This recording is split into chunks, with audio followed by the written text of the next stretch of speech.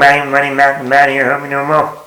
This weekend we have the new film, Obsession. There's a new horror film, I think by Blumhouse, bring down the house. This movie has been getting a lot of hype, even all the way back to the film festivals of last fall. Some of you already had it in their number one or no, top 10 movies of last year because they saw it last year at the film festivals and were raving about it, and now it's finally out here for us little people. I was curious because of the great reviews on Rotten Tomatoes, 95% for a horror movie. You can't go wrong there. But I said, let me give it a whirl. It's directed by Curry Barker. He did a short film called Milk and Cereal. He also did a lot of YouTube stuff, like me.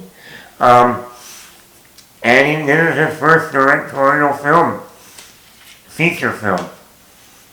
And I was curious, I like supporting brand new filmmakers, especially to get their start in the business. So, here we go, positives. The music, the score. This score is a character in itself. If you didn't have the score in this movie, I do not think it would be it would still be a good film, but the music in this movie elevates it. It keeps you on the edge in moments. It's intense in moments.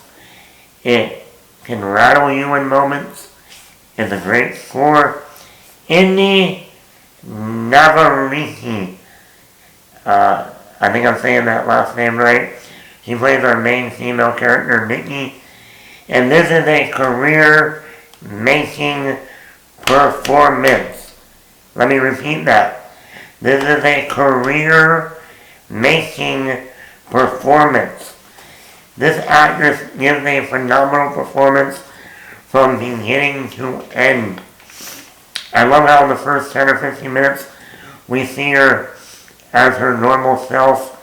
She's nice, she's kind, funny, but, not over the top. She's very, like a normal, wholesome girl.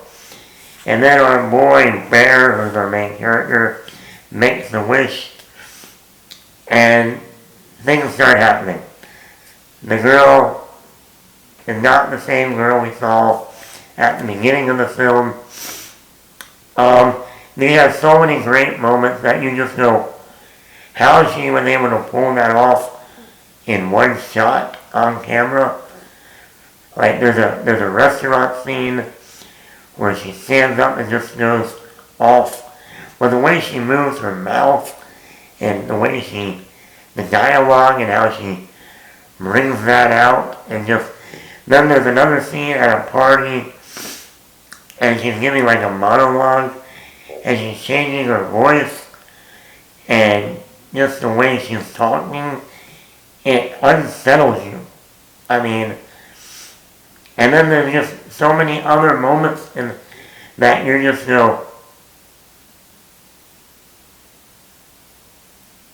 how is she pulling this off? And now this actress has she was in the Lois and Superman show on the CW when Superman was played by Tyler Hoechlin, the recent Superman and Lois show. I think she played Lana Lang's daughter. But this is like her first major feature film debut. And she gives it if she's not talked about by the end of the year for an Oscar, I'll be surprised. If Amy Madigan just won the Oscar for Weapons, Indy Navarrete gives a 10 times better performance in Obsession than Amy Madigan did in Weapons. Also, Michael Johnston is our main male character, Bear.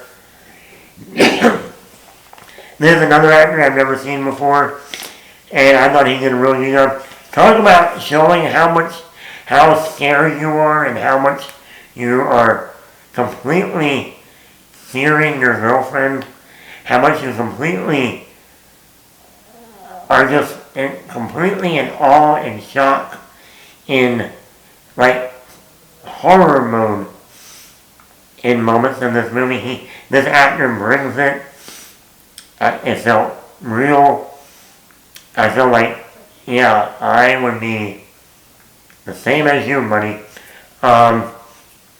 They're really good for him. The pacing for an hour and 49-minute film, I thought it was very well paced. And like I said, Curry Barker, the director. Like I said, I've never seen him before. His other work, like the Milk and Cereal short, but for a first-time director, getting the, once again, if Indy Navardi gets a Best Actress nomination at the end of this year for this movie, Curry Barker will go down in history as the first-time director directing a female actress to an Oscar. Now, it has happened before, but also this director is only 26 years old. Let me repeat that. The director is only 26 years old. He's 10 years younger than me. Now, I mean, now that will be in the history books of the youngest director for his main actress in the film to win Best Actress at the Oscars. That will make history. The script that he also wrote, very good. And this is a concept we can all understand. Men, women. Every single person on the planet has had that one person that they have loved or liked. And they wish that other person liked them the same way that you like them. It can be a friend, a longtime friend that you finally have feelings for. It can just be that girl in school, the neighbor, whatever the case might be. Everyone has had that in their life where I really like that person. I wish they liked me the same way. Well, this movie flips that on its head of, here's a wish, you make a wish, and the girl you really like now really likes you. She is obsessed with you. Of course, instead of making it a nice romantic movie, it comes with a horror spin to it. And I thought that was genius.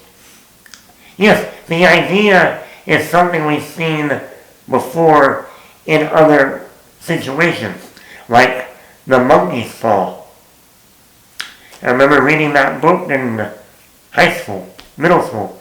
I think Edgar Allan Poe, short story, where the family loses their son and they miss him so much they want to bring him back.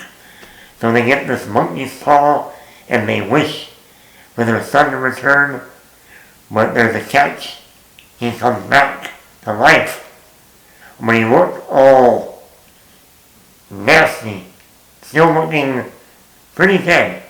Or you get even more like Pet Cemetery. Hey, my son died. Bring him back. Nothing will go wrong. Though we've had this idea before, you make a wish. What the idea of someone you like now obsessing over you in a horror spin, that's genius. Creepy throughout. A lot of great shots of even the girl just standing in a corner, creepy, or just standing in general, making faces. Just all of a sudden, in a moment, flipping on a dime. Also, the third act just goes balls to the wall, crazy. Like, there's a moment in the movie I did not see coming at all, and it was like, oh my god. Ah! Some of my negatives, though, with the movie. The cinematography. I understand if you want to go for a tone and a feel and make it that atmospheric feel to the movie, but this movie is so darkly lit that it almost hinders the movie for me. I don't mind certain moments it being dark, like at nighttime when they're in the bedroom and the girl's in the corner of the room. Yeah, that's creepy. It should be dark.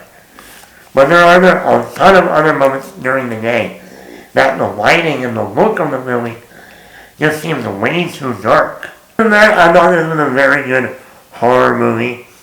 It's almost like the reverse of a rom-com. But like I said, the acting is great, especially by Indy Navarrete. The concept, brilliant. Let me know in the comments below. Were you as obsessed with this movie as the critics were? Do you ever have a girl or a guy that was more obsessed with you than you were of them?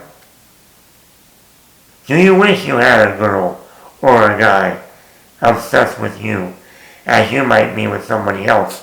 Let me know in the comments below. Matt the Matt. I would give this a 4.5 out of 5. Let me know in the comments below. Sorry, I don't know what's going on with my throat. But hit that subscribe button.